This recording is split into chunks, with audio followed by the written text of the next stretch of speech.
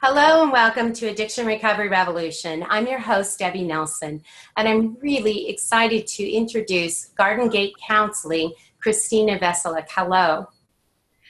Hello. Thank you so much for having me on your program because I think it's so exciting to get this new information out to everybody. Well, I think part of it I have to introduce, I think of Christina as being this brilliant individual who's like forging the way and has created this wonderful academy for people to learn what brain health is. I've actually been studying under her, and there comes a point where you feel like almost you're in a garden, in a fire hose trying to learn, because there's so much information that's directly correlated with brain health, and that was what started your mission to create the Academy and the Alliance that we're both a part of, which is the Alliance for Addiction Solutions. Absolutely, and I'll explain more about those in a minute. But Debbie, I remember the first time that I ever walked into a vitamin store looking for something and how overwhelmed I was by the choice and the variety, and I just wanted to run out screaming. Right. And then I got the opportunity to work in a vitamin store for several years. And now I'm sort of considered the amino acid and vitamin guru. So I'm very comfortable in a vitamin store, but I very much understand the learning curve. And this is why I created the Academy for Addiction and Mental Health Nutrition, because I want to help people like you, as well as psychiatrists, doctors, addiction counselors, mental health professionals, massage therapists, anybody who works with people who have mental health or addiction issues. I want to teach all of you that this isn't this big, scary, intimidating thing, but that you really can learn how to use simple nutrients, even the simplest fish oil, to improve brain health, mood, and lower cravings for addictive substances. And I think that's where the biggest disconnect that our society has as a whole, because, if you were to talk about someone has a heart attack, everyone rushes out and they know all these nutrients and all these things they should be doing and what they should be eating and what they shouldn't be eating. But if someone has a mental breakdown, for instance, or they have ADD, or they have depression or anxiety, or they have addiction issues that have also correlated and are related to all of those things, because let's face it, most addiction oftentimes is fueled where people try to self-medicate. Well, absolutely. And then it's off and running. Just before this interview, I met on the phone with a woman who drinks maybe half a bottle of vodka a day and doesn't eat anything. She's drinking to stay alive. And we're doing a week before we move into her detox process where she's going to keep drinking, but now she's going to start taking supplements. And her homework, her husband's homework, is to make her really good chicken soup every day. And she's supposed to drink chicken broth every day, just to slowly start weaning her off the alcohol onto real food. Right. She doesn't realize at this point that half of the symptoms that she thinks is indicating that she needs to drink more are actually her brain screaming to be fed real food. Right. And I do think that there's that disconnect, because somehow the brain is out there. I've often said, it's kind of like a disconnect that it just exists. It doesn't need nutrients. And I always say there's a direct correlation. What's good for our heart is good for our brain. Absolutely. Well, my favorite motto is, it's our brain's job to allow us to cope with stress gracefully. Isn't that a lovely concept? It is wonderful. But to do that, it needs to be fed optimally. Well, part of the things now, I've been going through your course, and I love it, because along the way, I realized there's things, I've always considered myself tuned in to nutrition. Didn't think of myself as by any means a novice. Was raised with that basic knowledge, and so it was something that was really palatable for me. I know for some people it's a difficult thing for them to do it. Sure. For myself, it was very difficult for me to walk in to a treatment facility and abuse 2 substances and walk out with 4 prescriptions, and to think that that's what I needed for the rest of my life. And I'm here to say, I often say, and in full disclosure, we're not advocating for anyone to just stop medication. No. What we are saying, though, is that there's this form of psychiatry, which is integrative, that is a responsible way of treating your symptoms, and a responsible that you may or may not need medication. You may find yourself, like myself, being in recovery. I'm always seeking for things that will keep me there. Yes. So when I started recognizing the work of Julia Ross's and read it, all of a sudden I was like, this is just, and it's a best-selling book. So it's not as if the knowledge hasn't been out there, but I don't know it's mainstream. Everyone mainstream will say, undoubtedly, this is a brain disease. Right. They say it's a brain disease. It's a biopsychosocial spiritual disorder. But other than medication, mainstream psychiatry and mainstream addiction treatment does not know how to support the health of the brain, and therefore does not know how to use food and nutrients to reduce depression, reduce anxiety, reduce cravings, etc. And it's so tragic because this information, Debbie, has been around since the 50s. 1950s. Right. Orthomolecular psychiatry got started by Abram Hoffer and Carl Pfeiffer in the 50s and 60s. And there have been lots of people writing about it, but I think it threatens the American Medical Association. And we're not used to thinking that food is necessary for our functioning. Somehow in this country where we're surrounded by food, we think it's optional. We maybe live to eat. We don't eat to live. And we need to start eating to live. We need to start eating to support our brain so it can support us optimally. And that's what my whole practice as a mental health nutritionist is about, and the Academy for Addiction and Mental Health Nutrition, teaching people. This is also what the Alliance for Addiction Solutions is. So Julia Ross, Dr. Charles Gant, Dr. Hyla Cass, a number of other people got together about 10 years ago because we all felt lonely, like we were the only ones doing this. And it's so powerful and it changes people's lives so powerfully that we wanted to get together and form a alliance to teach the public about these amazing tools. And so that's what the Alliance for Addiction Solutions is about.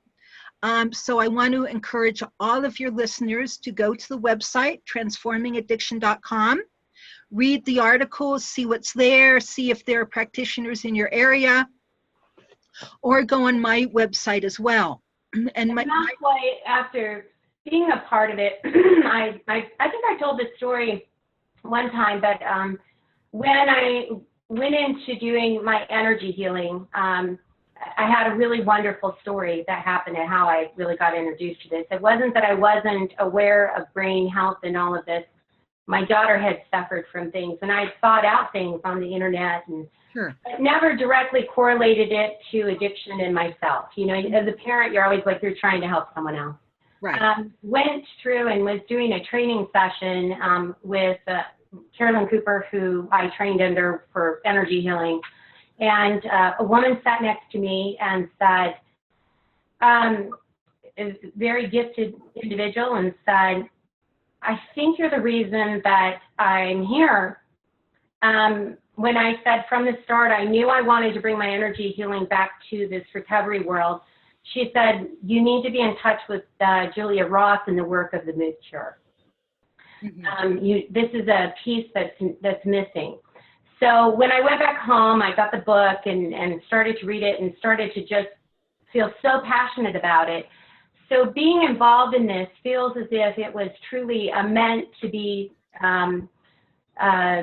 destiny, because I feel it's something tangible that I'm able to hand to people. My energy work is one thing, but I'm actually able to hand people tools to say, this will directly influence your mental health. Now, when we influence our mental health, we influence our relationships, we influence our entire life. And it's like handing someone knowledge that there's no turning back once you know it.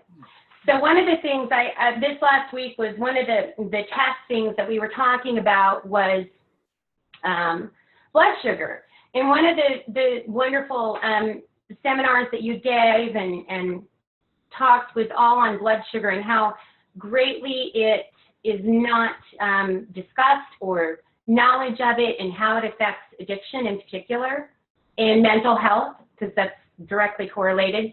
And you proceeded to say, you know, everyone needs to have a really good understanding of why blood sugar and your diet directly results into relapse prevention and people staying in recovery, which that's my mission. I want that more than anything. So now I get to hear you. You put me on the spot. So immediately you said, Debbie, I want you to say it. So then I was like, I kind of brambled through saying what I understood and what I believe blood sugar is. I want to hear it from the expert so that people understand why this is so vital. Okay, so we all know that glucose is what our body produces energy from. It can produce energy from other things as well, but the brain is actually the greatest user of blood glucose.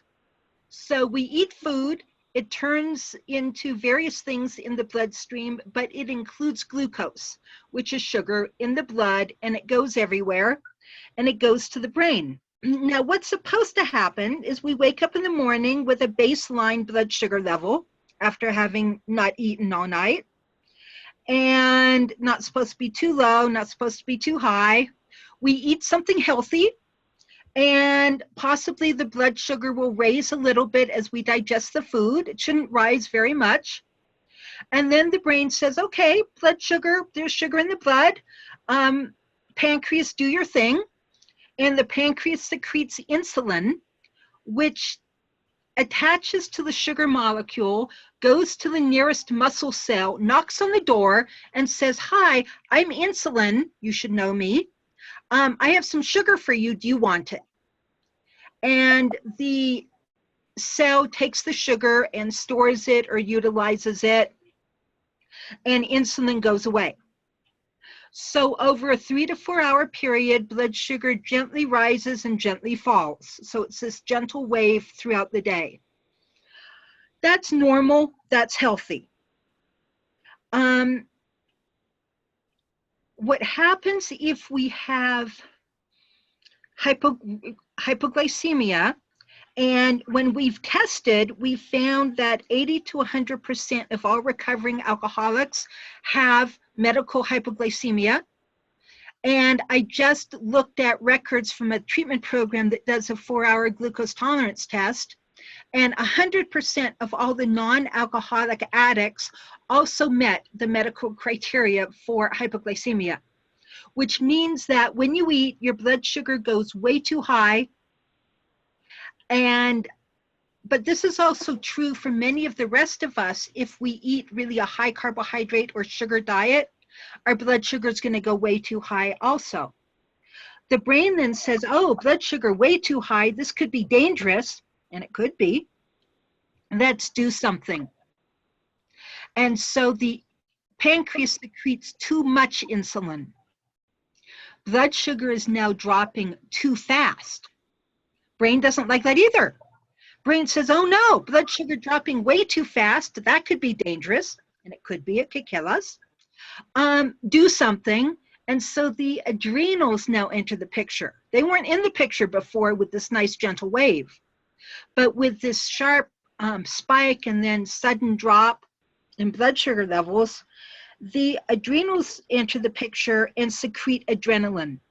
Adrenaline tells the cells to release the sugar back into the bloodstream. It's more complicated than this, but this is the simple picture. And so what happens is this precipitous drop in blood sugar levels slow down.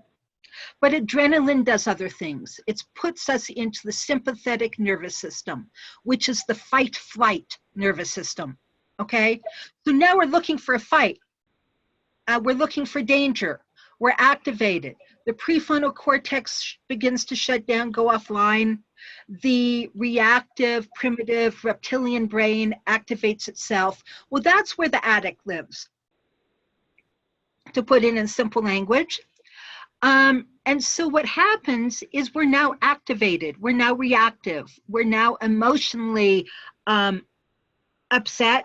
This is where panic attacks can come in. People who are susceptible to anxiety when their blood sugar drops and adrenaline kicks in, people can have panic attacks. I had one client who had had daily panic attacks for 10 years. She'd been to 4 psychiatrists. She'd been to 3 psychotherapists. None of them were able to help her with the panic attacks. I asked her what time of day they were. They were upon a rising and late afternoon. I said, this is low blood sugar. Do this, this, and this, and come back next week. She calls me 5 days later and says, thank you so much. I have not had one panic attack for the first time in 10 years when I stabilized my blood sugar. 7 highly trained people before me missed it, and it was as simple as that. That's, I think, really sad because, and oftentimes when people are abusing, I know with myself, I woke up first thing in the morning and I drank my coffee and you head out the day, and I worked all day, I owned a store, so all of a sudden I'd be starved by 2, 3 o'clock in the afternoon. Maybe I'd done something small to eat, maybe I hadn't. So 2, 3 o'clock in the afternoon. And so that's when you're resolved. Like for me in the morning, it was always, I'm not going to drink again. I'm not drinking. I'm not going to drink. Then all of a sudden, by 2, 3 o'clock in the afternoon, inevitably, I had a wonderful excuse as to why I needed to drink at that point, because there was obviously something catastrophic. Now, there's obviously a lot of different things that are going into that. Now, never did I connect, though, that I was putting myself in that mentality. Mm-hmm. And nor do I think people that are in recovery who are really working programs or trying to get help, are they beginning to realize that they're putting themselves, by continuing that behavior of eating, exactly, in a horrible, vulnerable state. Right. We have found, Debbie, that missing a meal is the #1 relapse trigger for all addiction. Every single addiction. Pornography, sex, gambling, alcohol, cocaine, it doesn't matter what the addiction is. Because of what happens in the prefrontal cortex, the thinking part of our brain, when blood sugar levels drop. So adrenaline kicks in, we become emotionally dysregulated, but we can't think. We don't have access to our recovery skills. So a stressor is going to hit where if our brain is well fed, we can say, oh, I know what to do. I'm going to call my sponsor. I'm going to take a bath. I'm going to go for a walk. I'll be fine. Right. Instead, this is offline. We don't even remember that we have recovery skills. And the addict says, oh, I know what to do. I know what to do. Choose me. Right. And the person doesn't even have choice in the moment because all these other options aren't available. And so this is where people, they have no idea. I had a client, chronically relapsing alcoholic, lovely woman, beautiful woman. She had gone to a Wayne Dyer lecture at 7 o'clock at night. And it was so inspiring for her. And in the middle of the lecture, she just recommitted to sobriety, and she knew she would never drink again. She left the lecture at 9 o'clock that evening, went out and got drunk. And she couldn't understand how she would be so inspired by this lecture and leave and immediately get drunk. Well, we put it together, and it turned out that she'd had lunch at noon, but had had a really busy afternoon, had missed dinner, rushed to the lecture because they were going to be late, so they didn't eat. So she didn't have an afternoon snack. She didn't have dinner. She gets out of there at 9 o'clock. So it's now been 9 hours since she'd eaten. She was hungry. Her blood sugar was low. Her brain was saying, feed me, feed me, feed me. And you're used to feeding me alcohol, so go feed me alcohol. And she got drunk. Yeah, I used to drive down to the corner store, go down to AJ's, and my intention was that now I'm hungry, I'm going to get something to eat, and then I'd walk through the wine department. Exactly. And then I would rationalize, well, now I'm really stressed, and if I just had that, I'd be better. Right. So, and then the funny thing is, the next morning, the cycle would start all over again when I'd have no recollection, and I'd have food wrappers of food I would never eat in a million years. Right. You know? I mean, there's a Hostess snowball wrapper on the floor, and I couldn't even recall buying it. Mm-hmm. But my brain immediately went to feed me, but then I don't know. And like I said, after hearing your talk on it and education on it, it made such sense that even nowadays, even now that you know, like I know I need to eat regularly, and you know, everyone hears this. This isn't new news. No. But nobody attaches it to mental health. They don't. Well-being. Exactly. This is that food mood connection. Right. But I have another, lovely story. I had this sex addict. His drug of choice was strip clubs. And he'd been with me about 3 months, and we had him on the amino acids. We had him eating the protein every 4 hours, which is what I recommend. And he was doing beautifully. Then he came in on a Monday morning, all just despondent. You could see the shame pouring off him in waves. And I said, what happened? And he said, I went to my club Saturday afternoon right out of the blue. I don't know how it happened. I said, well, let's see what happened earlier that day. Saturday, his day off, but he got woken up by his boss at 7:30 in the morning, said, there's an emergency at work, can you come right away? So he threw clothes on, didn't have breakfast, ran to work. Around 11 o'clock that morning, the thoughts of his club started wandering through his brain. Now, I'm convinced, Debbie, that if he'd eaten then or taken the amino acid L-Glutamine, then he would have been fine. But it didn't occur to him because he was all into his work. He skips lunch. He works until 2 o'clock. And by this time, the thoughts hadn't just come and gone. The thoughts had come and stayed, and he was dancing with them. And it turned into a full-blown craving where he lost choice. So he leaves work, goes straight to his club, does his thing, leaves, realizes he's hungry, gets McDonald's, and goes home. So I looked at him and I said, well, what would have happened if you'd gone to McDonald's first? He looked startled. He said, oh, I just would have gone straight home. And so he had actually missed 2 meals. So whenever any of my recovering clients report a strong craving or a slip or relapse, the very first question I ask them isn't for the trigger or the stress. It's, when was the last time you ate protein prior to your slip or prior to your craving?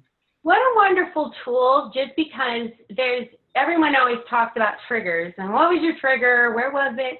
And this is a biochemical, real deal thing. That's a connection that nobody makes a correlation with.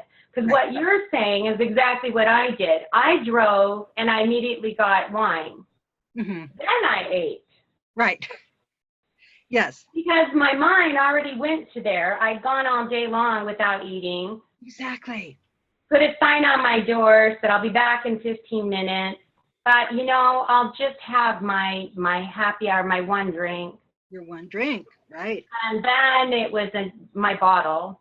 And then I would eat. But I didn't address eating ever first because my brain immediately went there.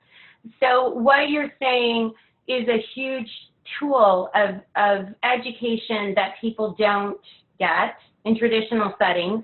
We are featuring on brain health, and I always tell everyone, nobody pays to be a part of Addiction Recovery Revolution. And I did this on purpose, not because I can't use money or don't want money, it's because I don't want to taint the work of this platform. Right. In that, what I mean is that if someone is featured on here, it's because I feel as if it's viable. And if it's a treatment facility, they're a good treatment facility. And it gives some people, again, that's my opinion. You can treat, you know, whatever you want. Now, I look at it now in a whole different context and say, if I was referring someone for addiction treatment, absolutely, they would have to have this implemented in their treatment facility. They would have to endorse the use of integrative psychiatry as a responsible means to deal with addiction. Because I do not think for one moment, I mean, one of the kids that I absolutely adore, I adored him in California. We were very good friends, and he suffered horrible, horrible anxiety. And all he kept talking about was his meds and what he needed to do in order to survive. I don't know for one, I know without a shadow of a doubt, he never addressed it on a very fundamental basis nutritionally. Like, what did his brain need in order to run optimally to help him? Right. He never was given tools as to what nutrients would help level out and help his body. Because what nobody realizes with amino acid therapy or with nutritional therapy, we're not telling people this is medication. We're telling people we're giving your body the nutrients it needs so it can produce what it needs. Exactly. And what I have found, Debbie, is that 80% of the time, using food and amino acid and other nutrient therapy, 80% of the time, this mostly eliminates anxiety, depression, insomnia, cravings, violence, Right. etc. And then 20% of the time it doesn't work. And that's because there's an underlying medical or physiological process going on that we need to address. Right. So when you're talking about integrative psychiatry, what we are really thinking about here, and I'm not a medical doctor, I'm not a psychiatrist, I'm a nutritionist and a psychotherapist specializing in addiction, but what we are looking at is sort of 3 levels. The first level is food. We want people to be eating what we call the pro-recovery diet, getting the proper nutrients, enough protein, keeping blood sugar balanced by eating every 3 to 4 hours, getting the good fats in, all of that. Then we're looking at purified food, amino acids, fish oil, flaxseed oil, other nutrients that the person may be really depleted and need more, or they may have a genetic need for more. Right. So we're bringing that in on a supplement level, purified food. And then the third piece of this is looking under the hood, right? Right. You don't give your car Prozac when it stops working. You take it to the mechanic who actually looks at the engine and finds out what's gone wrong with it. Right. And that's what we need to do with our brains. We need to, rather than just going on medication first, we want to feed the brain first and then see what's going on. It could be a thyroid issue. It could be food allergies or intolerances. It could be some genetic issues. There's a disorder called pyroluria, which nobody's heard of, but it's real. You can test for it. And it causes lifetime anxiety and other mental health issues that drive addiction. All you need to do to treat it is put the person on enough nutrients, and all these symptoms slowly fade away. So this is what we do in our work as a community, is we feed the brain and then we look under the hood for what else may be going on to drive addictive and mental health disorders. I think what's absolutely wonderful about, first of all, you're one of the most beautiful people that I've met, and truly brilliant. Brilliant in the sense that there's a wonderful feeling that if anyone who would go to you, it's kind of a trial and error. That's what we do with our brain. If it was that simple, obviously, even when we go to a doctor, that's not that simple. Our brains are very complex. Yes, what's wonderful is that when you see someone who's trained like yourself, you don't give up. You keep on trying to figure out what the issue is. Right. And there are individuals like yourself, and there are facilities like yourself who get under the hood, who figure out the foundation of it in more than one way. Like you said, there's all of these factors. What I keep saying is this is a huge contributing factor that nobody addresses, and how wonderful. Now, before we go, I would like to hear from you. What are some of the things that you would recommend snack-wise that would keep people's blood sugar up? So when they get in that state and they recognize it, what would you say nutritionally they should do and supplement-wise they should do? Okay, so food-wise, and again, we're recommending that people eat protein every 4 hours, and premenstrual women should be eating every 3 hours. Right. Recovering women who relapse tend to relapse premenstrually. And I'd like all your women who are listening to this to, circle that PMS time on your calendar so that you know this is a higher risk time for you and you can take steps to protect yourself.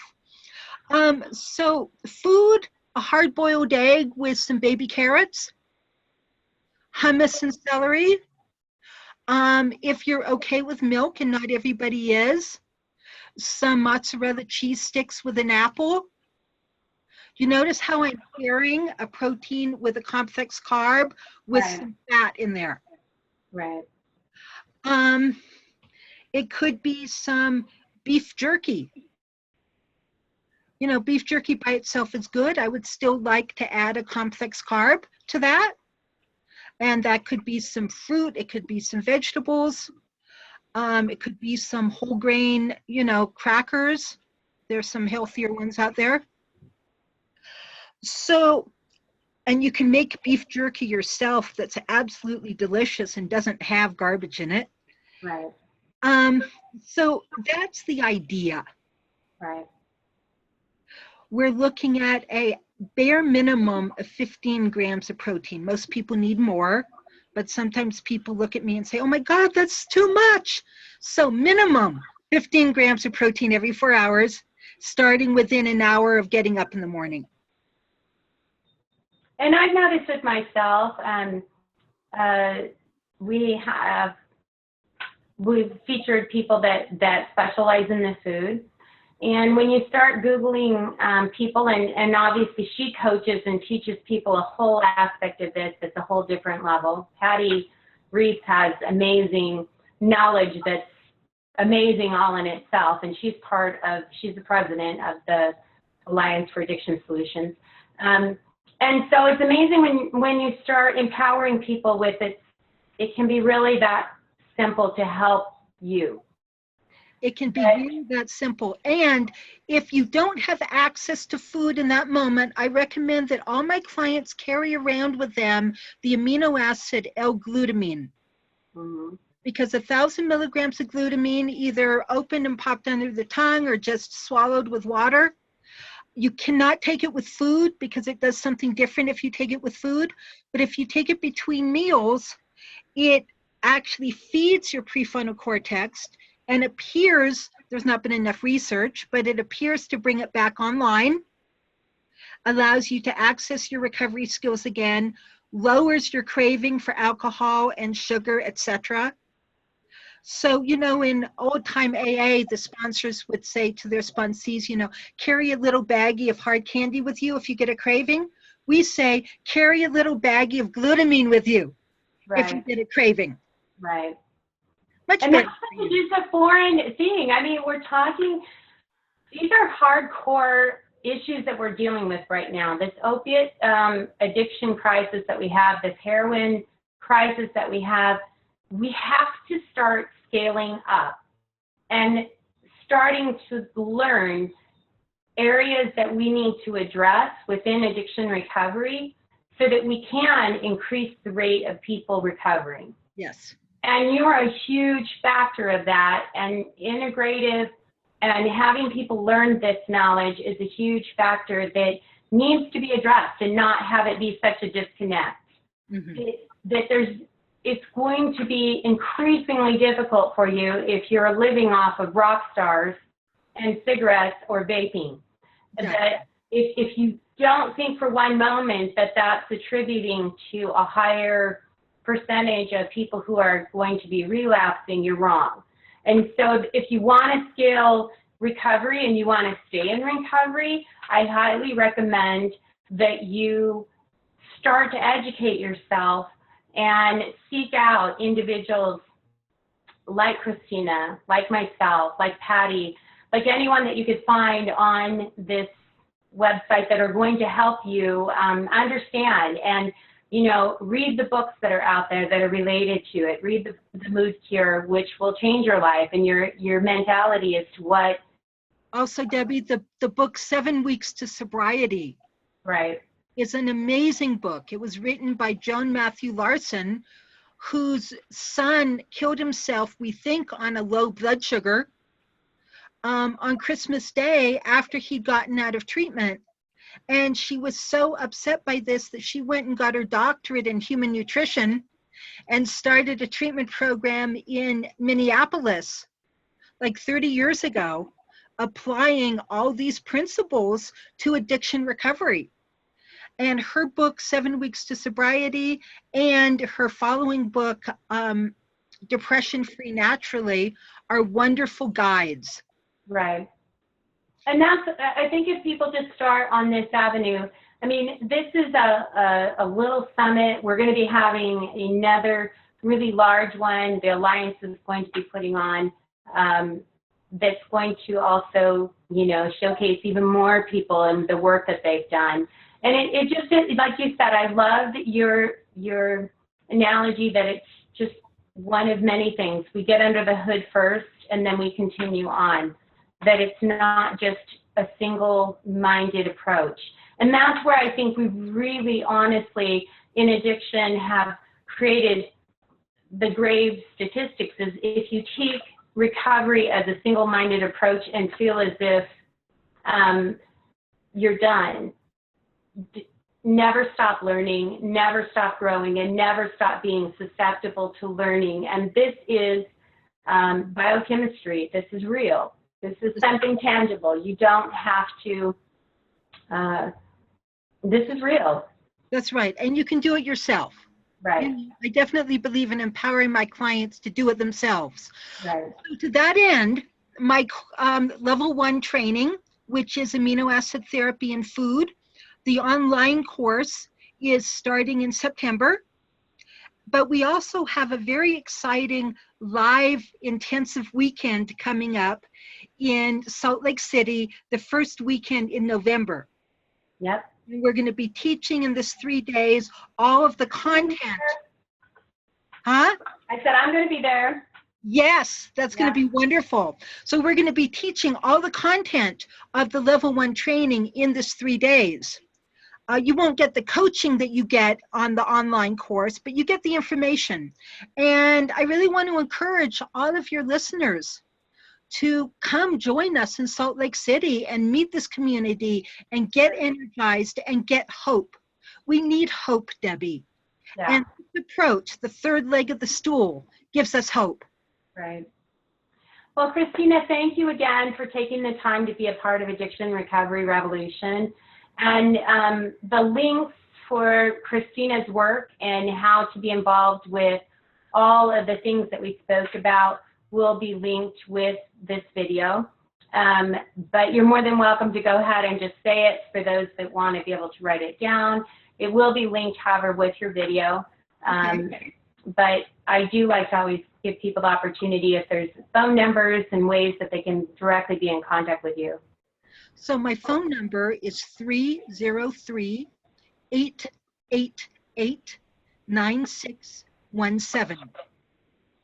303-888-9617.